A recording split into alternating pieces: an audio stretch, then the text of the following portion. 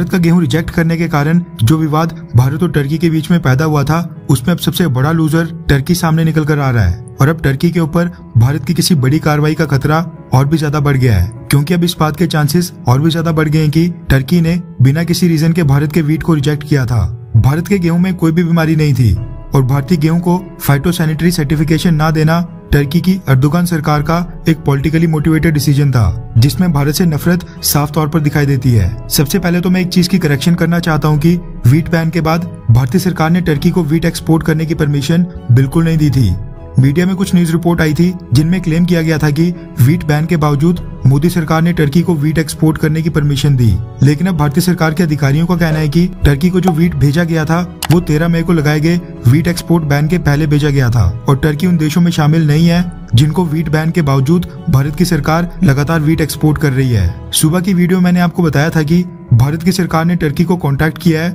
और डिटेल्स और एक्सप्लेनेशन मांगी है कि भारत के वीट में एग्जैक्टली क्या इरेगुलरिटीज या फिर डिजीजेस थी जिनके कारण इंडियन वीट को रिजेक्ट किया गया। टर्की द्वारा भारत के वीट को रिजेक्ट करने के बाद भारत के ट्रेडर्स इस बात से चिंतित थे कि अभी वीट एक्सपोर्ट करके उनको इंटरनेशनल मार्केट में मुनाफा कमाने का मौका मिल रहा था, लेकिन टर्की के कारण अब और भी कई सारे देश भारत के वीट को क्वालिटी कंसर्न्स के कारण रिजेक्ट कर सकते हैं। लेकिन अब भारत के ऊपर से ये बड़ा खतरा टल गया है, क्योंकि टर्की ने जो भारत का वीट कंसाइनमेंट रिजेक्ट किया था वो भारत आने से पहले ही रास्ते में बिक गया है। दरअसल टर्की ने जो इंडियन वीट की शिपमेंट रिजेक्ट की थी वो टर्की से भारत के लिए रवाना कर दी गई थी और जिस कार्गो शिप में भारतीय वीट आ रहा था वो काफी लंबा डिस्टेंस कवर करने के बाद इस महीने 15 से 17 जून के बीच में गुजरात के कांडला पोर्ट पहुंचना था। लेकिन भारत के वीट को टर्की के पोर्ट से निकले 2-4 दिन हुए नहीं थे कि एक दूसरे देश ने भारत के उस वीट को खरीद लिया है। रेफरेंस के लिए आपकी स्क्रीन के ऊपर लाइव मिंट के आर्टिकल का स्क्रीनशॉट है, जिसके मुताबिक भारत का दूरम वीट जिसको टर्की ने रिजेक्ट किया था उसको बीच रास्ते में इजिप्ट ने परचेज कर लिया है, जिसके बाद वो वीट कंसाइनमेंट